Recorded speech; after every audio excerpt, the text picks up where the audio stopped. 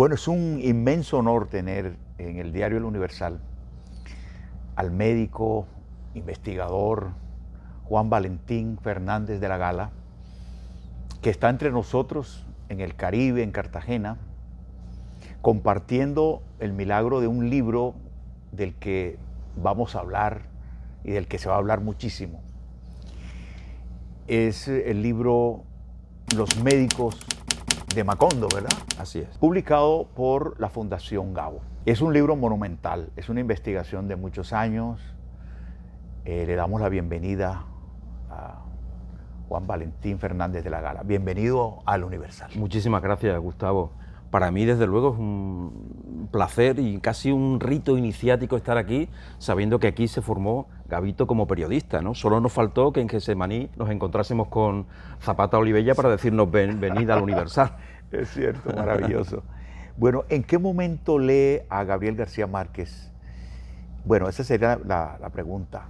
¿En qué momento lo descubre?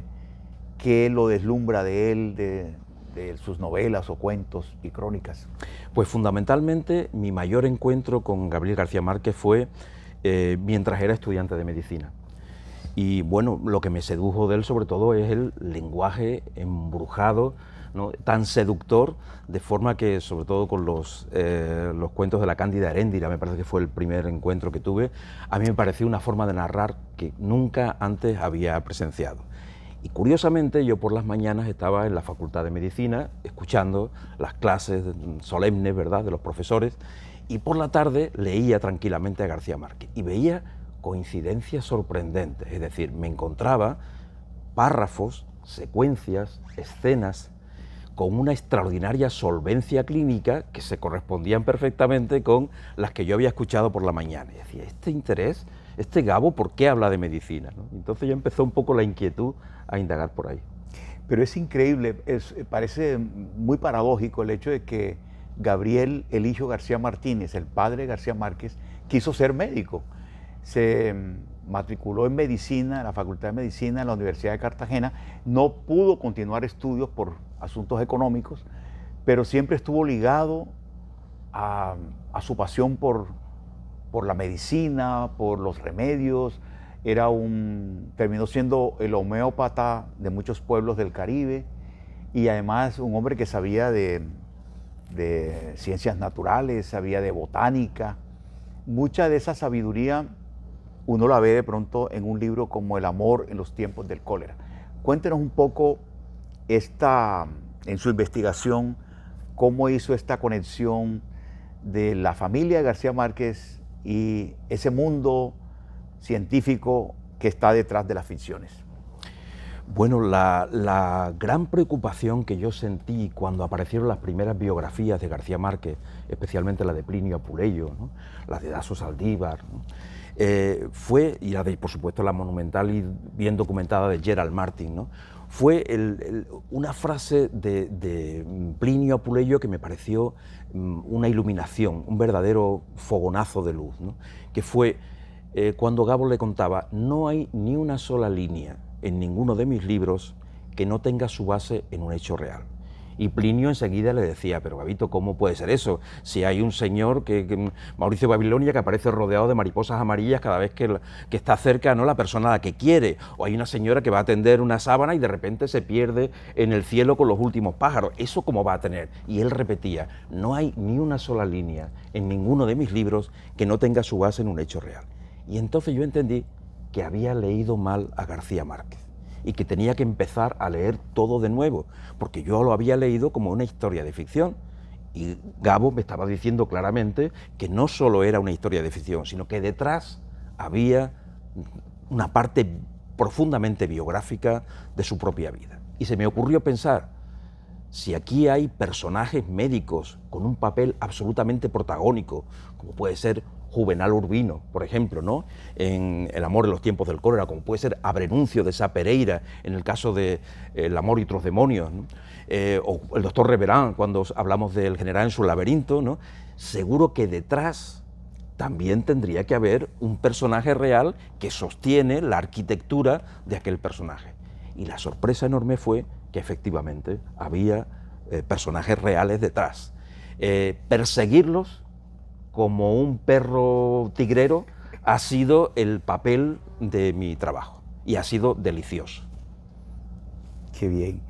Y ahora acabamos de tener la gran noticia de un científico, de un médico colombiano, Francisco Lopera, que es investigador del Alzheimer y que acaba de ganar un premio mundial, y dice que al leer 100 años de soledad ha descubierto que García Márquez fue premonitorio, clarividente con respecto al origen del Alzheimer, porque primero es la peste del insomnio, y la peste del insomnio antecede a la peste del olvido. Así es. Entonces, hasta en eso, en esas ficciones, sí, García Márquez tiene una documentación científica. Y Melquíades es como científico también. Es un sí, sobre lo que dices hay un detalle muy curioso, que es el doctor Gambetti. No sé si has oído hablar de él. Es un médico que vive en Nueva York, pero de origen, la familia es de origen italiano, y que estudió los genes del insomnio. Es decir, había personas que tenían la curiosidad de que parecía que no necesitaban dormir, o que necesitaban dormir al día solamente unas horas muy escasas, ¿no? Y entonces, cuando él se encontró con la obra de García Márquez y le plantearon la epidemia del insomnio, dijo, ¿no será la familia Buendía una de estas familias que tienen los genes del insomnio? Pues yo tengo que ir a Colombia, visitar esta ciudad que dice que se llama Macondo, y preguntar a los Buendía si hay alguno de ellos que podamos hacer un estudio genético y tal. Y entonces llegó la noticia a Gabo, y Gabo pues respondió ciertamente que, bueno, que debía pensar que es una historia ficcional, que la familia Buendía no existe y tal. Yo me puse en contacto con el doctor Gambetti, porque me resultaba muy difícil creer que un científico de su talla confundiera, ¿no?, y pensara que Macondo realmente era una ciudad real, cuando en realidad, bueno, pues está claro que estamos hablando de una novela de ficción. Y él me confesó que era rigurosamente cierto, que él, obsesionado como estaba en captar genes, en hacer estudios genéticos en familias donde había casos de insomnio, le llaman además insomnio mortal, porque la vida de estas personas no era muy larga, es decir, había siempre muertes precoces, ¿no? Y él reconoció realmente que aquello no era una fábula sacada, ¿verdad?, de un ingenio mamagallista, ¿no?, sino que realmente él reconoció su torpeza, es decir, estaba tan obsesionado, ¿no?, con mi trabajo científico, que no fui capaz de reconocer que aquello realmente era una historia de ficción. Cuando uno relee El amor, los tiempos del cólera, encuentra que hay recetas enteras, bromuro de potasio para levantar el ánimo, tales plantas para los problemas digestivos, problemas del hígado. Digamos, hay un recetario en toda la obra de García Márquez alrededor de la medicina, alrededor de los médicos, a través y también de la tradición oral del Caribe y del mundo. ¿Qué recetas encontró en estos libros o en la lectura de García Márquez? Una receta que lo impactara. Muchas. De hecho, incluso es curioso porque en la obra que citas, de 100 años de soledad, es el único en donde no aparece un médico con papel protagónico, porque realmente Úrsula Iguarán hacía esas funciones. Era la que vigilaba el color del ojo de los niños para saber si necesitaban tomar un antihelmíntico, que era el epazote, o paico también, en algunos lugares llama paico, es la misma planta, y la utilizaba como antihelmíntico. Hay otro que me pareció sorprendente. En Memoria de mis putas tristes, por ejemplo, se menciona el jabón del perro agradecido. Y decía que aquel señor, ¿no?, pues el sabio triste, me parece que le llamaban, sí, ¿no?, recordando un poco quizás a Cervantes, ¿no?, el caballero de la triste figura de Miguel de Cervantes, pues decía que tenía verdadero pánico a los piojos y que se lavaba el pelo con jabón del perro agradecido. Yo pensé que era una marca inventada por Gabo para impactar. Hemos encontrado que el jabón del perro agradecido es una marca mexicana que realmente existe como producto veterinario y que sirve realmente para despiojar, ¿no?, a las mascotas, ¿no?, a los gatos y a los perros. Increíble. Yo recuerdo una vez hablando con Luisa Santiago Márquez, la madre de García Márquez, ya muy mayor. Yo le preguntaba cómo se comportaba Gabo cuando era niño, y decía que era un niño que tenía un parpadeo demasiado insistente. Y entonces ella le comentó a su esposo, al padre, a Gabriel Eligio García Martínez, y él le dio unas goticas, pero que era un parpadeo como nervioso, como si quisiera atrapar la realidad en un instante. Bueno, me gustaría que me ampliara un poco eso sobre eso ¿cómo lo puede ver la ciencia? Lo de que un niño que parpadee demasiado. Había muchas cosas de Gabito que le preocupaban mucho a su padre. Una de ellas era el tic del parpadeo, sin duda. Pero había otra todavía más preocupante, y es que Gabriel Eligio estaba convencido de que su hijo era un mentiroso compulsivo. Es decir, exageraba las historias, ya desde niño las inventaba, las engrandecía, ¿no? Y es curioso porque la forma que tenían de afrontar este problema el padre de Gabito y su abuelo era absolutamente diferente. El abuelo veía ahí, pues le hacía mucha gracia, le parecía que era un rasgo de genialidad el hecho de que el hijo pudiera inventar aquello. Cuando se murió don Emilio el belga, recuerdo que Gabito dijo: el pobre don Emilio ya no volverá a jugar más al ajedrez. Y a la familia le pareció que esa expresión viniendo de un niño tan pequeño, que parecía que hablaba como una persona mayor, era muy divertida, ¿no? Entonces cada vez que venía alguien a la casa le hacían decir a Gabito: dilo de don Emilio y el ajedrez, ¿no? Y entonces Gabito pensó que fue aquel su primer éxito como escritor. Es decir, yo entonces noté que si yo contaba las mismas historias, no eran historias mías, sino las mismas historias del pueblo, pero las sabía presentar de una forma narrativa atractiva, pues podía realmente seducir, ¿no? Y realmente lo consiguió. El boticario Barbosa, que vivía enfrente, también el padre de Gabito le preguntó: este niño que inventa demasiadas historias, es un poco mentiroso. Y fue el doctor Barbosa el que le dijo: no se preocupe, que eso es signo de un gran talento.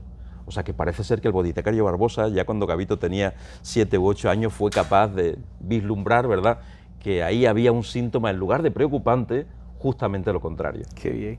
Bueno, García Márquez tenía, bueno, el suegro de García Márquez era Demetrio Barcha Velilla. Barcha, exacto. Era digamos, y García Márquez iba a comprar a esa botica más por ver a la niña Mercedes que por comprar un remedio, pero en realidad la que atendía la botica a veces era el señor Demetrio o Mercedes Barcha.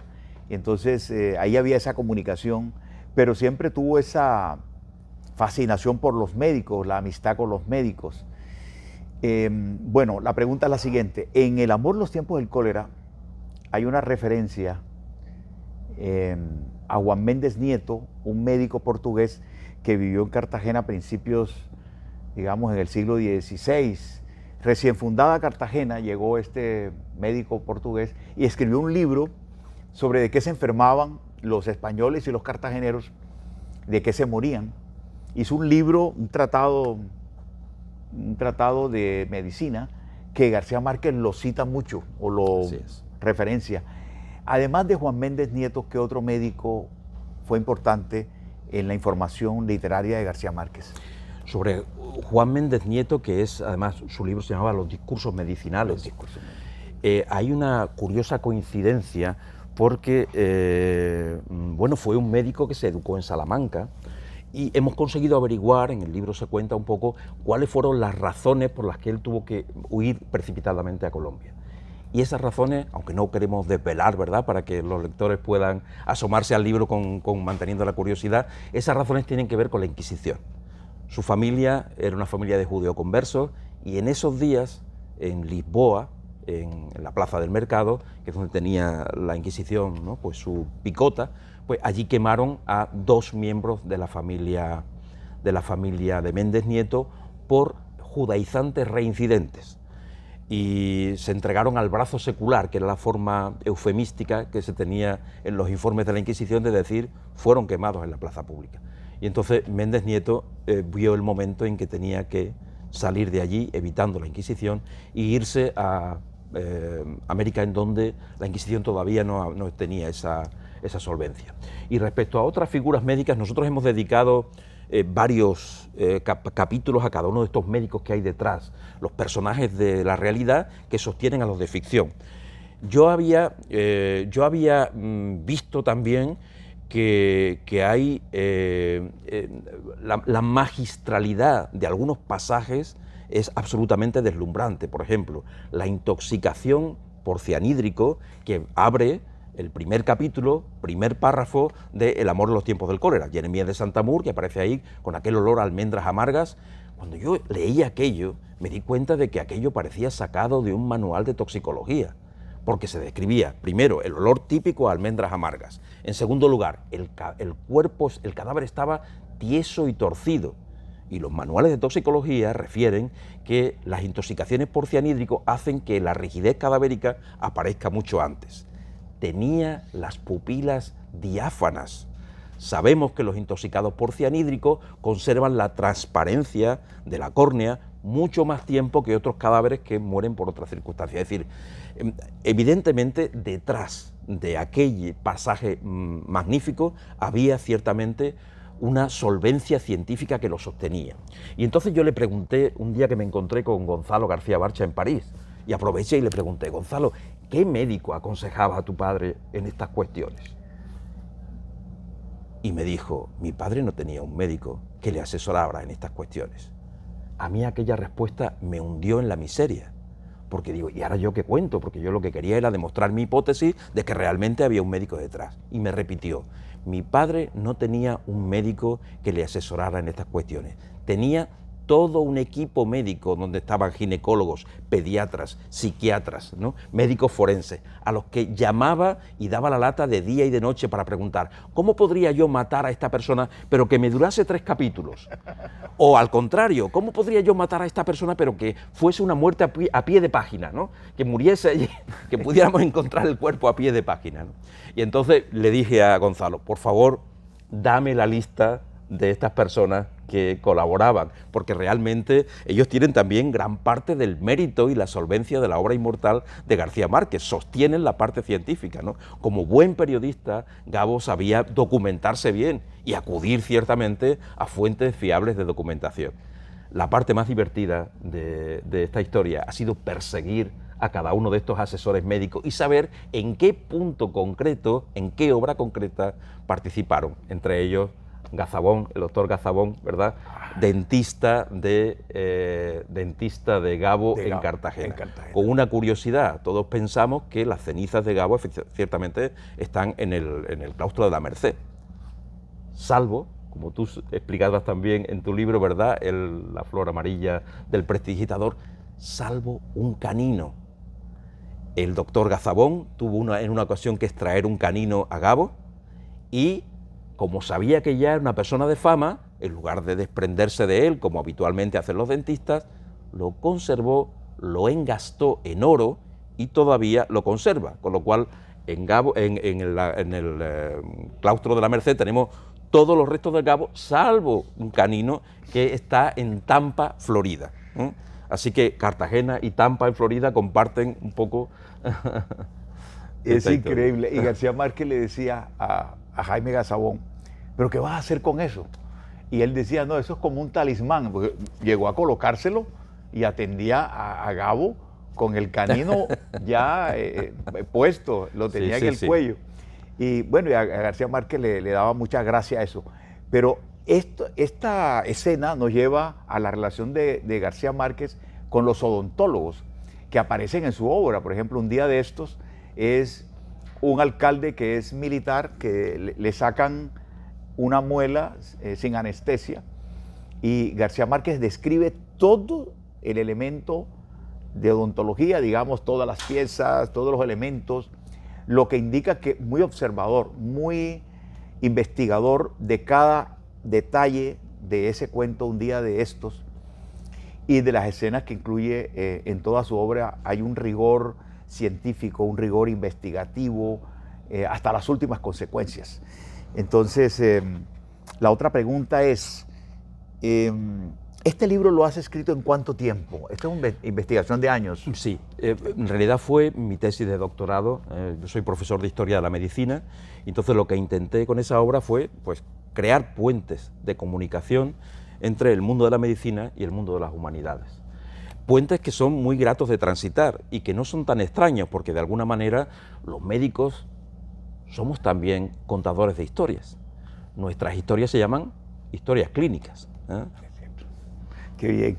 Es un libro, supe que era un libro como de más de 600 páginas. Sí, 650, y son 7 años de trabajo los que me ha llevado. Qué bien. Otros están deseosos de terminar por fin su tesis de doctorado. Yo no quería que acabase aquello. Me parecía un suplicio gratificante. Yo no sé si a lo mejor hay algo de masoquismo, ¿verdad?, en mi actitud, pero ciertamente el hecho de recibir, por ejemplo, llamadas telefónicas de Gonzalo, me he acordado de otro médico cubano que también asesoraba. Era como si los personajes de García Márquez te llamaran por teléfono para decirte, te voy a contar un pasaje que no viene en la novela, pero que te va a encantar igualmente, ¿no? Eso era una delicia, ¿eh? Era una delicia, ciertamente. Qué bien. Y de verdad que ese es un libro monumental, y es un libro singular, porque va a aportar una visión novedosa que no se había tratado.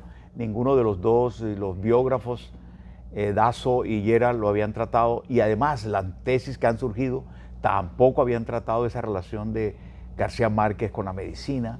Pero algo maravilloso es toda la documentación que ha logrado Juan Valentín Fernández de la Gala para escribir este libro.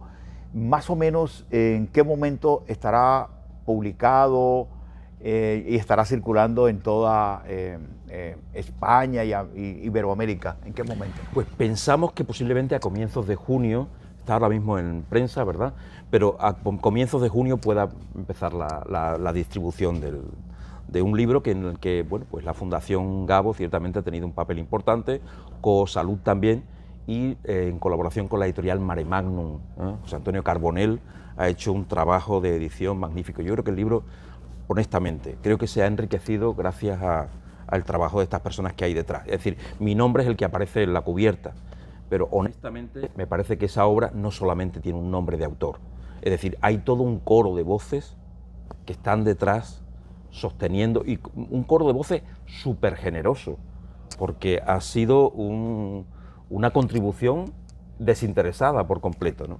Entre ellos, entre la larga página de agradecimiento, son 8 páginas de agradecimiento, me parecía que era honesto reconocer eso.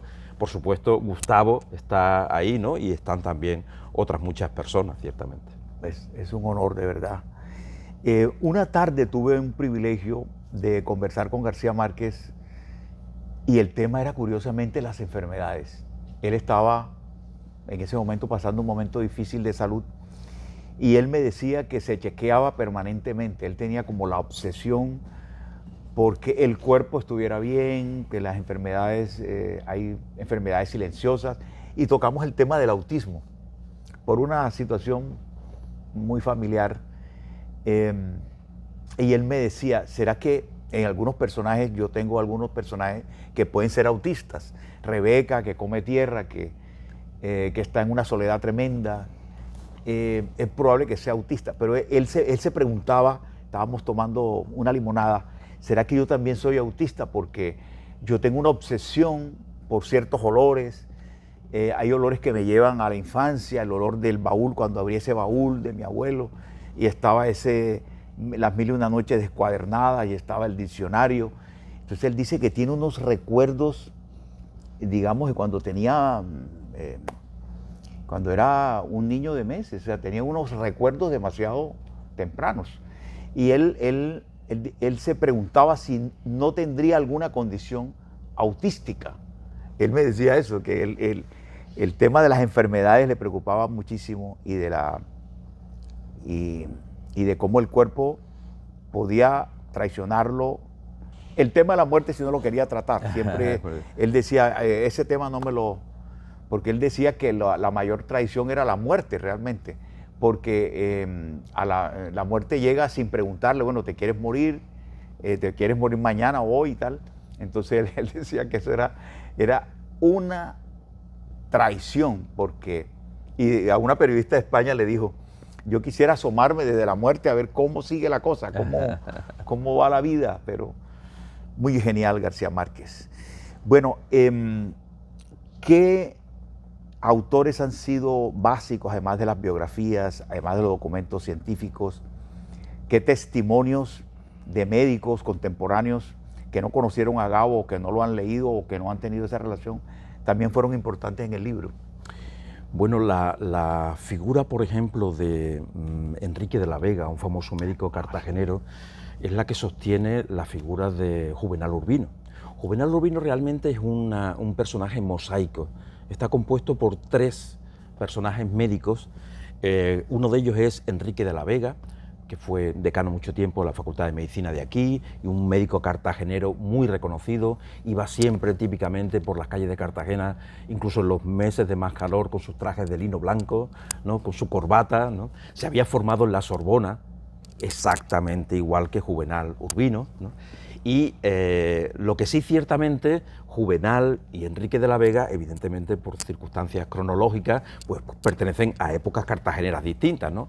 Enrique de la Vega es relativamente reciente, Juvenal es un poco anterior, ¿no? Y eso es lo que hizo que su hija, Margarita de la Vega, a pesar de que sus hermanos le decían, yo creo que en ese libro está hablando de papá. Y Margarita decía, no puede ser, porque es una época diferente. Hasta que Margarita y Gabo se encontraron en el Festival de Cine de La Habana, porque Margarita es profesora de cinematografía en la Universidad de Texas, ¿no?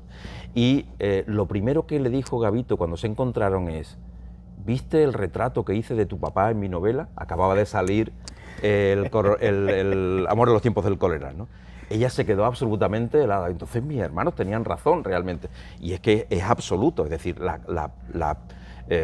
incluso hasta el doctor de la Vega tenía la costumbre de tener animales en su casa. Sus pacientes conocían su gran afición por los animales salvajes y en su casa había ñeques, ¿no? Había serpientes, había un loro, una guacamaya que se llamaba Gonzalo y que andaba suelta por la casa. Tenía gran cantidad de animales. Si recordamos a Fermina Daza, ¿no?, en los tiempos de Juvenal Urbino, ellos también tenían en el patio aquel una enorme cantidad de animales, ¿no?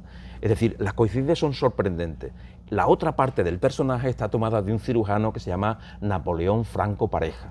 Claro. Y Napoleón tenía 2 curiosas cosas. Primero, iba siempre con un bastón, igual que Juvenal. Un bastón que además tenía un compartimento secreto donde él guardaba medicación, ¿no?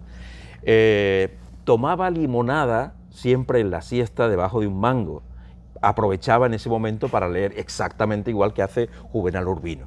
Nunca tomaba café, sino una infusión. Y además, por si eso fuera poco, tenía una verdadera... odiaba las bañeras, porque decía que era antihigiénico bañarse sobre la propia suciedad diluida donde uno se había metido antes, ¿no? Que era la regadera, era mucho más higiénico en el sentido de que había una corriente y la suciedad va por el desagüe, ¿no? Eso lo argumenta también tal cual Juvenal Urbino, ¿no?, dentro de la narración de ficción. Y el tercer personaje que está es José Rosario Durán Porto, un médico de Aracataca también, que coincidió con Gabito en París, que se encontraron incluso un día accidentalmente en el Boulevard Saint-Michel, y entonces cuando se encontraron y se vieron frente a frente, pues el Peperre le dijo, caramba, qué pequeño es el mundo, y Gabo le contestó, no, Peperre, qué grande es Cataca, le decía, ¿no? Y lo curioso de este famoso psiquiatra que vivió durante mucho tiempo en Santa Marta era que un día se le ocurrió podar una rama de un lluvia de oro, un árbol lluvia de oro que estaba estorbando la ventana del dormitorio. Y entonces él pues cogió el machete del jardinero e intentó poner fin a aquella rama para que no molestara. Su mujer le dijo, ten cuidado que tú no tienes mucha soltura con estas cosas. La mujer estaba bordando o cosiendo en una habitación vecina y oyó los machetazos intentando romper aquella rama. Y de repente un golpe seco y no se oyó más. La mujer salió y se encontró a su marido que se había caído de la escalera, había perdido el conocimiento y bueno, pues estuvo durante 2 años en estado de coma hasta que finalmente murió. Curiosamente, coincide en el tiempo con el momento en que Gabo escribía El amor en los tiempos del cólera, y como estaba intentando resolver cómo iba a morir Juvenal Urbino para poder así dar, ¿verdad?, pista libre a Florentino que pudiera finalmente cumplir ese amor de senectud. Qué maravilla esa historia. García Márquez tiene una obsesión por las pestes. Desde muy temprano leyó ese libro de Daniel Defoe, el diario del año de la peste y la peste del escritor francés. Camus. Sí, Albert Camus. Albert Camus. Y obsesionado por el tema de las pestes. Y la peste que referencia en El amor de los tiempos del cólera es una peste real que ocurrió en Cartagena en 1849. Es un barco que entra a la ciudad, que venía del Mississippi, entró a Panamá y entró contaminado, y la ciudad toda se contaminó de cólera. Y García Márquez referencia toda la cuarentena, cómo fue la cuarentena, cómo era. Coincide con todos los documentos científicos de la época. Pero también hay un dato que quería preguntarle sobre los potrosos. Cartagena fue una ciudad de potrosos durante casi 4 siglos. Mientras el agua nunca se trató, los cartageneros se tomaban con el agua no tratada una bacteria que estaba en los aljibes y que producía la potra. Entonces había muchos hombres con los testículos inflamados, y hasta hace poco vimos por la ciudad los últimos potrosos. Hasta que Cartagena tuvo una mejor calidad de agua, desaparecieron los potrosos. Me gustaría que nos ampliara un poco más sobre esa enfermedad de la potra, que tiene un nombre científico, pero García Márquez... Una hernia escrotal, posiblemente. Una hernia, sí, una hernia. Es curioso porque Méndez Nieto, en sus discursos medicinales, cuenta esa misma historia, con lo cual la historia de los potrosos que aparece en El amor y en los demonios está tomada literalmente de los discursos de Méndez Nieto. Gabo nos dice que Abrenuncio de Sá Pereira era un discípulo esclarecido de Méndez Nieto. Es falso, era el propio Méndez Nieto, literalmente, hasta en la cojera, era cojo de una pierna, en la habilidad extraordinaria que tenía con el latín, de forma que a veces se expresaba en latín, hablaba con su caballo en latín. Hay gran cantidad de coincidencias con el personaje de Méndez Nieto, y entre ellas que Méndez Nieto atendió una vez de una potra a un gobernador, y el gobernador le consultó lo siguiente: hay un indígena que me propone que me trate esto con aguas de Turbaco, las aguas minerales de Turbaco. Y él, a pesar de que los médicos locales pensaban que aquello era superstición y que era preferible recurrir a otros medicamentos, sin embargo, o esperar simplemente que el cirujano de la flota que llegaba con los barcos lo interviniera, ¿no? Él, sin embargo, pues le dijo que le parecía una buena actitud, que muchas veces numerosas plantas medicinales, este era su razonamiento, ¿verdad? Numerosas plantas medicinales que hay en la zona, pues tienen sumergidas sus raíces en las aguas. Y entonces las propiedades de la planta de alguna manera pasan a las aguas, y que es muy razonable que si se aplicase y se hiciesen lavados con esas aguas, probablemente pueda recuperar la salud. Y parece que tuvo suerte, y bueno, pues mejoró bastante la sintomatología, se redujo bastante la hernia, ¿no? Hay también otras patologías relacionadas con el testículo, porque la hernia ciertamente requiere tratamiento quirúrgico, pero hay otras que se pueden resolver espontáneamente, y probablemente este sea uno de estos casos, ¿no? Es decir, que la resolución del caso hay que pensar, a la luz de la medicina de hoy, que fue una resolución espontánea, pero el hecho de haberse aplicado las aguas de Turbaco, pues le atribuyeron propiedades reductoras de la potra a las famosas aguas de Turbaco. Turbaco es una zona muy relacionada con García Márquez, porque Alexander de Humboldt estuvo por allí y fue el primero que menciona la palabra Macondo. Dice que en la zona de Turbaco crece un bosque de macondos tremendo. Él le llama amacundos. No le dice macondos, sino amacundos. Entonces estuvimos haciendo una pequeña indagación, porque la palabra suena enteramente africana, de dónde podía proceder la palabra amacundo o amacunda. En la lengua kikongo, encontré un especialista de lengua kikongo, y conseguimos demostrar que Amacunda significa que se siembra solo. Y un gran cultivador de macondos y gran poeta que se llama Nicolás Ber, de Brasil, que se dedica al cultivo, tiene un vivero de macondos, me mandó algunas fotografías de cómo recogía él los macondos del campo. Y las fotografías mostraban claramente que nada más caer el fruto, que es muy original, parece un farolillo japonés, cae al suelo e inmediatamente que cae al suelo el embrión germina. Curiosamente, en la lengua kikongo, Amacunda significa que se siembra solo, lo cual me parece que probablemente está haciendo referencia a este árbol que nada más caer el fruto llama la atención porque inmediatamente se produce la germinación. Así que debemos pensar quizás que la palabra Amacunda o Amachunda, dicen otros, viajaría en el vientre aceitoso, ¿verdad?, de los barcos negreros desde el Golfo de Guinea hasta el Caribe, y allí se convertiría después en una ciudad universal como es Macondo. Increíble, una maravilla. Hasta eso hay una investigación. García Márquez inicialmente oyó la palabra Macondo cuando era niño, pero le encantó porque sonaba poética.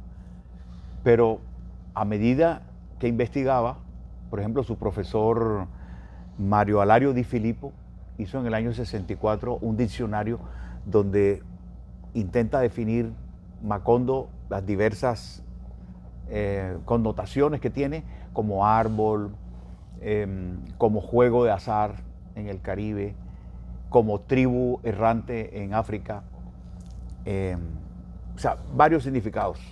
Bueno, otra pregunta. Curiosamente, García Márquez es investigado ahora por el hecho de que toda su familia materna, el gen materno, haya sido portador del Alzheimer y de la demencia senil. ¿Trata este tema en el libro de la...? Bueno, se trata el tema del insomnio. Del insomnio. Sobre todo se habla del doctor Gambetti, como hemos comentado antes. También el tema de la demencia.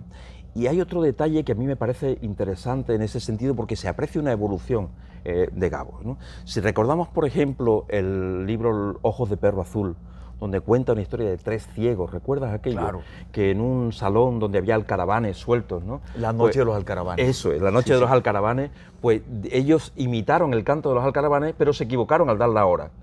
Y los alcaravanes, en venganza, saltaron sobre ellos y les sacaron los ojos a picotazos.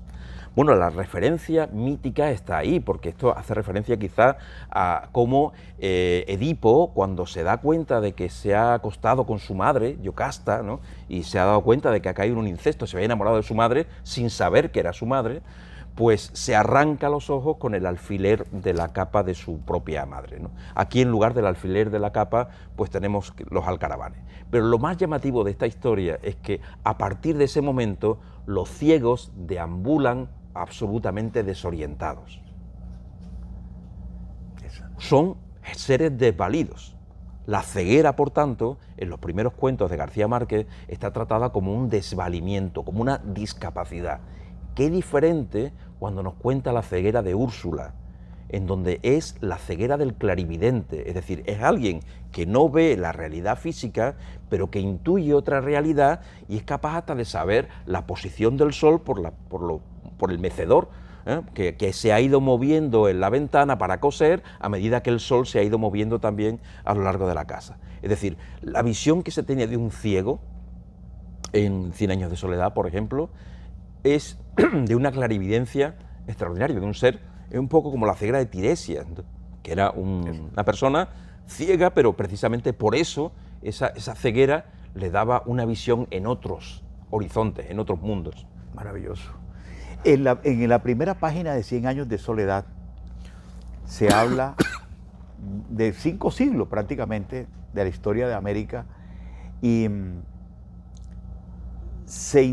de manera clarividente, pero una clarividencia científica, García Márquez en el año 66, que termina 100 años de soledad, lo publica en el 67, dice que llegará un momento en que el hombre se comunicará con el resto del mundo sin moverse de su casa. Estaba ya anunciando el advenimiento de la Internet. Internet, efectivamente, sí. Entonces, hay una cantidad de clarividencias, incluso en las últimas 80 páginas de 100 años de soledad, aparecen sus amigos en el orden en que van a morir y realmente mueren en ese orden. Bueno, García Márquez tenía esa facultad de intuir, de ser muy clarividente. Fíjate, Gustavo, que en algunas ocasiones Gabo utiliza precisamente esos anacronismos de lo que estás hablando, ¿no? De mezclar lo que va a suceder en el futuro con lo que sucedía en el pasado, ¿no? La piedra imán con la dentadura postiza, ¿no? Sí. Y todo ese tipo de cosas, para crear precisamente esa sensación de anacronismo, para que nos atrape una atmósfera en donde no sabemos muy bien en qué época en qué siglo estamos pisando, ¿no? Es tremendamente confuso. Sin embargo, en otras ocasiones demuestra su habilidad justamente al contrario. Por ejemplo, si pensamos en el amor en los tiempos del cólera, es un retrato histórico perfecto de cómo es la Cartagena del cambio de siglo, ¿no? Es cierto. O si pensamos, por ejemplo, en El general en su laberinto, describe magníficamente, ¿no?, esa época histórica. Es decir, que en algunas ocasiones busca efectos narrativos adheriéndose firmemente a la realidad histórica, y en otras ocasiones juega con nosotros haciendo justamente lo contrario. Yo creo que es muy borgiano esto, porque Borges, cuando quería darle algún viso de realidad a algo, recomendaba a los escritores que lo expresaran de forma dudosa. Dijeran, por ejemplo, ay, yo no me acuerdo muy bien, pero creo que esto fue así. Y eso inmediatamente, en lugar de quitarle solidez, ¿no?, a la historia, la gana, porque estás hablando de un narrador que se preocupa, digámoslo así, de la verosimilitud de lo que está contando, ¿no? Esto es como una apreciación de que me enteré por la familia de García Márquez, que cuando alguien se enfermaba, llamaban a García Márquez, y García Márquez era como el seguro social de la época, o sea, el que estaba pendiente de quién se enfermaba. Bueno, entonces solamente avísenme qué hay que hacer y yo hospitalizo, llevo, por ejemplo, era como el benefactor de toda la familia en cuanto a hospitalizaciones, estaba pendiente de la salud familiar, pero la familia acudía a García Márquez para resolver todos los problemas de la... No sé si de pronto nos cuentas algo sobre esa experiencia ya como investigador cercano a la familia García Márquez, sobre la actitud de García Márquez frente a las enfermedades. Fíjate, me parece una pregunta interesantísima, porque yo creo que al libro le falta una parte. Y con esto a lo mejor podríamos dirigirnos a las personas que nos escuchan, ¿verdad? Por si algún buen colombiano se anima, ¿verdad?, a desarrollar esta parte. Hemos trabajado sobre los asesores médicos que sostenían, ¿verdad?, la solvencia científica de su trabajo. Hemos hablado de los personajes médicos que hay detrás de los personajes de ficción, pero no hemos hablado nada de Gabo enfermo. ¿Cómo entendía Gabo la enfermedad? Él pasó por varios problemas médicos, tuvo un nódulo pulmonar al que hubo que intervenir, ¿no? Y después, bueno, pues su linfoma también, ¿no? He tenido la oportunidad, gracias a esta pequeña investigación, de hablar, de entrevistarme con los médicos que lo atendieron en México en sus últimos días, especialmente el doctor Oseguera, que es pintor como tú, y pinta solo corazones, un cardiólogo que se dedica a pintar corazones, ¿no? Me enseñó una cosa que yo no me he atrevido a colocarla en el libro, que me parecía algo demasiado íntimo, que es los últimos latidos del corazón de Gabo. Es decir, el electrocardiograma que le aplicaron en el momento en que él estaba muriendo. Entonces se aprecia, pues, un trazado cardíaco cada vez más asimétrico y más arrítmico, y finalmente una línea que marca el momento en el que murió, ¿no? Yo no me he atrevido a tratar ese aspecto porque me parece que forma parte un poco de la intimidad y que yo no tenía derecho, ¿verdad?, a asomarme ahí, y sobre todo siendo médico, pues tenemos un compromiso de secreto médico, ¿no?, y de guardar la intimidad del paciente. O sea que yo, menos que nadie, me sentía con capacidad para poder indagar en ese terreno. Pero sí, ciertamente falta esa visión de Gabo desde la enfermedad. Es curioso, pero viendo el caso de José Arcadio Buendía amarrado en el patio porque no comprendían su manera de ver el mundo y que además la locura, que es una enfermedad, las enfermedades mentales en Cartagena, al no existir manicomios o clínicas psiquiátricas, lo que hacían era amarrar al enfermo en el patio. O sea que esa referencia de José Arcadio amarrado en el patio es una historia triste que hemos vivido nosotros a lo largo de muchos siglos, de los enfermos mentales o recluidos en un cuarto o amarrados. Entonces, el tema de la locura sería importante también. Es asombroso porque además es un tema que aparece reiteradamente en El amor en los tiempos del cólera, porque se habla de un manicomio que es colindante con el caso del Marqués de Casalduero. Exacto. Y se oye hablar a las locas. En El amor, del amor y otros demonios hay también un manicomio al lado de... Es falso, es decir, no existió un manicomio en Cartagena, como tú muy bien dices, hasta ya mucho después, comienzos del siglo XX, ¿no? Pero la idea, ¿no?, de tener la locura detrás de la tapia, ¿no?, y de escuchar, es decir, hace que reflejemos la locura como algo que está al mismo tiempo presente y como algo que queremos ocultar, ¿no? Es como una especie como de tabú del que se habla siempre entre paréntesis, ¿no? García Márquez, en este libro, El amor, los tiempos del cólera, dice frases, lo mismo en el del amor y otros demonios, la frase más o menos es así, lo que no alcanza... Lo que no cura, no hay medicamento que cure lo que no cura la felicidad. Exacto. ¿Es así? Es así, correcto. Abrenuncio. Abrenuncio lo dice, y está tomado de Maimónides. Hay una frase en los aforismos de Maimónides que es muy similar. Maimónides era, como Abrenuncio, alguien que pensaba realmente que la música, la felicidad, la alegría era una fuente de salud extraordinaria. El propio Méndez Nieto tocaba el arpa. También Abrenuncio toca el arpa. Y era un jugador como de cartas, era un hombre ciertamente, muy dicharachero. Y tiene una biblioteca que a Cayetano de Laura le fascinaba, ¿no? Y bueno, pues ciertamente, sí. Y también dice que la cirugía es el fracaso de la medicina. De la medicina. Así es. Esta lucha es muy curiosa porque en Cádiz fue la primera vez en que las profesiones de médico y de cirujano se unieron. 1748, quiero pensar. La Facultad de Medicina de Cádiz, que era el Real Colegio de Cirugía de la Armada, antes los cirujanos eran una profesión que además no requería ir a la facultad, uno se formaba como cirujano al lado de otro cirujano, como el carpintero se formaba como carpintero al lado de otro carpintero, y por otro lado estaba el médico, que requería del conocimiento del latín y de pasar estudios universitarios. La Facultad de Medicina de Cádiz decide unir las dos profesiones en una sola, para descontento de los médicos, porque decían, ¿cómo nos van a asociar, ¿no?, a unos personajes con tan poca cultura y formación como estos? Bueno, desde entonces la licenciatura se llama Licenciatura en Medicina y Cirugía, y la razón fue muy sencilla. En un barco de la flota española debía haber un médico y un cirujano, cada uno para tratar un tipo distinto de enfermedad. Y a un administrador brillante, se le ocurrió decir, ¿por qué no unimos a las dos personas en una y nos ahorramos una nómina, nos ahorramos un sueldo, ¿no?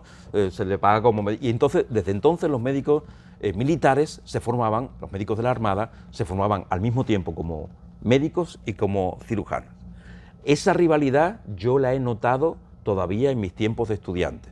Los médicos decían que los cirujanos tenían el bisturí fácil, ¿no?, y que enseguida tiraban del bisturí para cualquier tipo de problema que la medicación podía perfectamente solucionar, ¿no?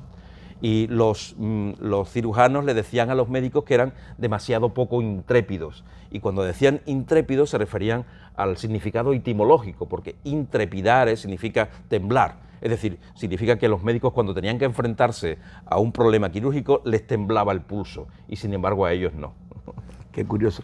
Del 18 al 21 de septiembre de 1951, García Márquez dirigió un periódico pequeñito que se llamaba El Comprimido, y lo financió el gerente fue el linotipista Guillermo el Mago Dávila, y se hizo aquí en el diario El Universal. Pero él tenía un consultorio sentimental, que él mismo lo inventaba. Entonces llegó la carta de una señora Entonces empieza, en la carta, en la consulta sentimental era que ella sentía que se había enamorado. No, era como un trastorno que ella tenía, un trastorno digestivo terrible. Y entonces García Márquez le responde, mire, los problemas del amor son problemas que tienen que ver mucho con el hígado. Una cosa así le respondió, una cosa increíble, pero que lo hacía todo con eso era como una greguería a los Ramón de Gómez de la Serna. Respondía con greguerías, de que los problemas del corazón, los problemas del amor a veces no están en el corazón, sino en otro órgano. Incluso entonces, en una de sus notas de prensa dice, tanto es así que a lo mejor el mejor remedio para el desamor sea unas papeletas de ruibarbo para tomar en el desayuno. Y se acababa, si es un problema del hígado, ¿no? Sí, increíble. Y uno ve una alta sabiduría de García Márquez contando las reacciones del hombre mayor y de la mujer mayor, las relaciones conyugales de Fermina con Florentino Ariza, los miedos que tienen de amarse en la vejez y de recorrer sus arrugas con alegría, con pasión. Digamos también el tema, en los últimos años García Márquez estaba trabajando en esta trilogía de novelas que tenían que ver con el amor en la vejez.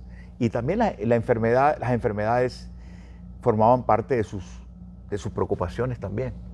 Sin duda. A mí El amor en los tiempos del cólera en concreto me parece la novela que mejor habla de la ternura en tiempos de la vejez, ¿no? Del amor. Es decir, ¿cómo puede ser que generalmente cuando nos cuentan una historia de amor en el cine suele ser siempre una pareja muy joven, ¿no? Y parte de la dramatización pues consiste en el atractivo de los cuerpos, ¿no? Que se aman, ¿no? Sí. Pero es curioso porque en esa novela uno siente una verdadera seducción por el amor entre Florentino y Fermina en aquel buque Nueva Fidelidad, ¿verdad? Claro. Que iba por el río Magdalena, ¿no? Y uno nota que yo creo que si hubiera que seleccionar una novela que contase bien lo que es la ternura, probablemente sea esa, ¿no?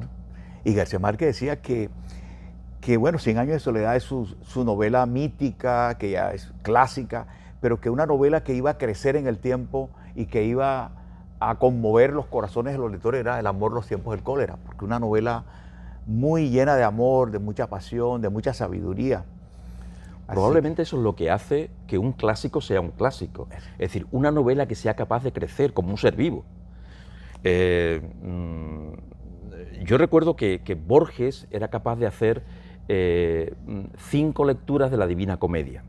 Yo aprendí con Tachia Quintana, que vosotros presentasteis una vez en el Universal como la novia de Gabo en París, ¿verdad? París, sí, tuvimos la oportunidad de conocerla y ella nos contó aquel momento en donde ella compartía apartamento con Gabo, compartían afecto, apartamento y muchas estrecheces económicas, eran tiempos económicamente muy difíciles, y ella pues limpiaba pisos, buscaba la forma de, bueno, pues de llevar algo de dinero a casa, y cuando volvía se encontraba a Gabriel, ella nunca le llamó Gabito, le llamaba Gabriel, tecleando El coronel no tiene quien le escriba. Y nos reconoció que en algún momento se la llevaron los diablos y decía, Gabriel, búscate, deja la puta novela, búscate algo, busca algo, estamos muy mal, no tenemos nada para... Y Gabriel seguía con la novela. Estaba escribiendo, como digo, El coronel no tiene quien le escriba. Y uno piensa, cuando uno lee El coronel no tiene quien le escriba, puede pensar, por ejemplo, que es la historia de un anciano que busca una pensión que el gobierno todavía no le envía y que está cada viernes intentando llegar al correo para ver si ha llegado aquello, ¿no? Y su esposa que continuamente le está diciendo, vende el gallo y salimos de pobres porque estamos pasándolo muy mal, ¿no? En realidad eso es cierto y es una historia deliciosa, pero detrás está la historia de Tachia y Gabo, agobiados por las estrecheces económicas. Y Tachia diciéndole, deja la novela, y Gabo diciéndole, la novela no se deja. Es decir, es la misma historia de ellos, ¿no? Pero es que puede uno también leerlo en otro plano diferente, y esto es lo que hace grande la novela, ¿no?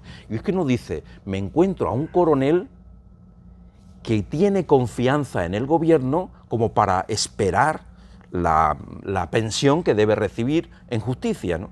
Y que además está durante toda la novela atando el gallo, la pata del gallo a la silla.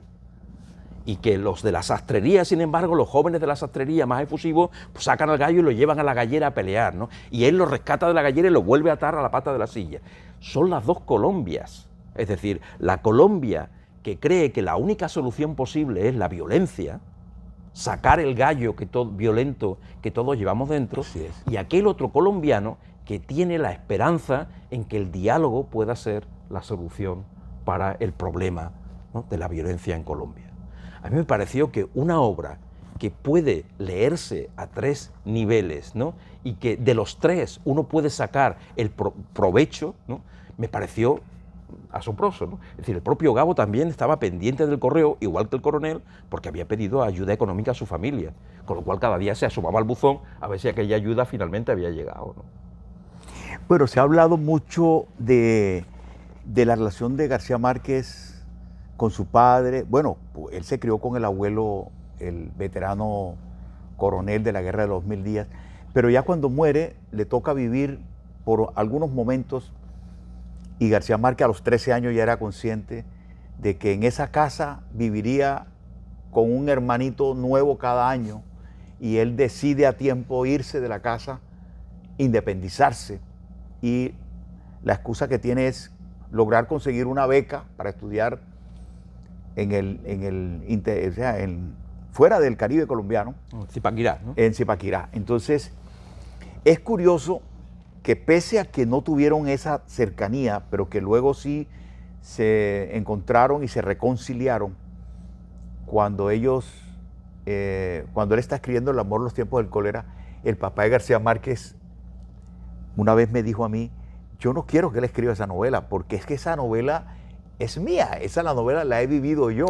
Él no la puede escribir. Él era florentino. Exacto, él era con florentino. Sus serenatas de violín, claro. Entonces él temía que de pronto el hijo fuera a mostrar de pronto alguna faceta inesperada o algo.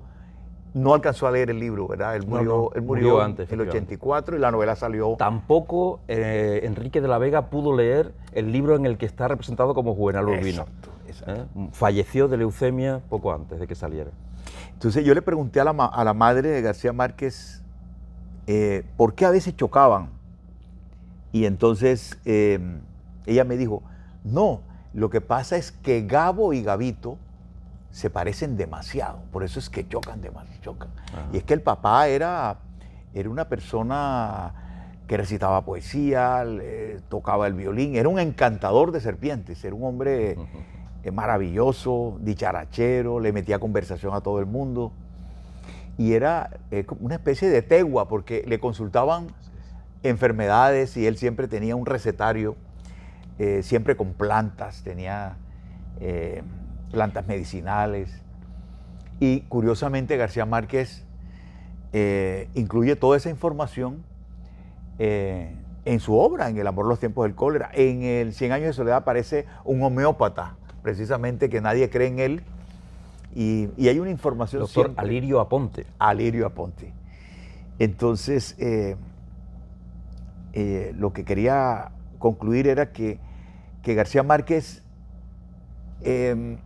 entrevistó por separado y juntos también a su madre y a su padre para poder escribir en profundidad una novela que es extraordinaria, que es clásica ya, El amor en los tiempos del cólera. Finalmente, mi querido ilustre invitado, Juan Valentín Fernández de la Gala, sí. ¿Cómo ha sido la experiencia de recorrer un territorio desconocido para usted como es La Mojana, Sucre? ¿Cómo fue esa experiencia? Bueno, estuvimos hace muy pocos días visitando La Mojana de la mano del mejor guía que podíamos tener, Isidro Álvarez Jaraba. Es verdad que nos supo llevar por los terrenos de la crónica de una muerte anunciada. Impresiona ver la puerta de la casa de Santiago Nazar, en donde, según la novela, ¿verdad?, pues allí crucificaron a cuchilladas a Santiago, a Cayetano Gentile, ¿no? Ver la plaza, ¿no? Es curioso porque uno, cuando lee Sucre Sucre, lee el paisaje urbano de Sucre Sucre en la novela, en la crónica, uno lo imagina una ciudad mucho más grande, los espacios parecen mayores. Y tiene sentido, porque de alguna manera el Gabo de Sucre es un Gabo adolescente, todavía niño, ¿no? Y entonces todos sabemos cómo cuando somos pequeños, los espacios, ¿no?, proporcionalmente a nuestra talla, pues son también mucho más extensos. Solo se puede uno hacer una idea de la verdadera dimensión de la población aquella cuando uno se da cuenta de que todo está muy cerca realmente, ¿no? La casa de los Santiago Nasal, la casa de los propios García Márquez, que eran vecinos, ¿no?, la casa del doctor Diógenes Jiménez, que fue el primero que lo atendió. El pobre pudo hacer bien poco, porque ya estaba absolutamente cosido a puñaladas, ¿no? Lo que pudo es certificar la muerte. Y el doctor Diógenes Jiménez pues vivía justamente al lado de aquella plaza también. Conocimos, bueno, pues toda la información, hemos puesto un poco en pie la biografía del doctor Diógenes y algunas fotografías, ¿no?, que muestran cómo era. Hemos conseguido el certificado de defunción que firmó el doctor Diógenes cuando atendió a Cayetano Gentile, y una de las cosas que más quizás me han impresionado ha sido encontrar también la ficha como alumno de medicina de la Facultad Javeriana de Bogotá de Cayetano Gentile, que era estudiante de tercero de medicina cuando lo mataron, y alguien había añadido en la ficha al margen muerto, ¿no?, y lo había subrayado 2 veces. Va a ser la primera fotografía detallada que tengamos del aspecto que tenía Cayetano Gentile como equivalente en la ficción de Santiago Nasal. Qué maravilla. Y estuvo en la tumba de... Sí, estuvimos allí y nos llevó, sí. Ciertamente, hay curiosamente en la tumba es una tumba metálica, ¿no?, la lápida, y tiene una imagen de la Virgen del Carmen. No sé si recuerdas que en la autopsia, que es un maravilloso documento, es la primera vez que en la historia de la literatura se introduce un informe de autopsia dentro de una novela, y eso ocurre, ¿no? Se supone que la autopsia la hizo el párroco, ¿no?, pero no, realmente fue el doctor Diógenes el que en la realidad lo hizo. Y curiosamente hay una imagen de la Virgen del Carmen en esa lápida. Se dice que la autopsia se narra como cuando abrieron el estómago se encontraron una medalla de oro de la Virgen del Carmen en el cuerpo de Santiago Nasal. Yo creo que esto es parte de la ficción que añadió Gabo, ¿no?, en el tema. Pero el oro es incorruptible con el ácido clorhídrico, con lo cual una medalla que se tragó de pequeño y que se había quedado retenida ahí, pues la extrajo. Es un episodio absolutamente dramático.